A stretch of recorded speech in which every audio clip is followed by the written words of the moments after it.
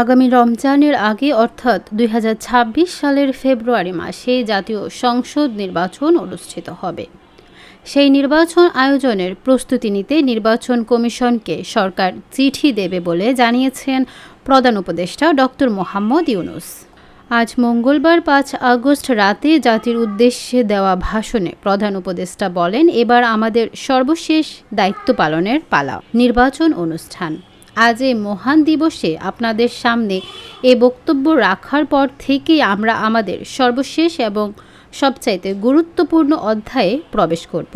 আমরা এবার একটি নির্বাচিত সরকারের কাছে দায়িত্ব হস্তান্তরের প্রক্রিয়া শুরু করব।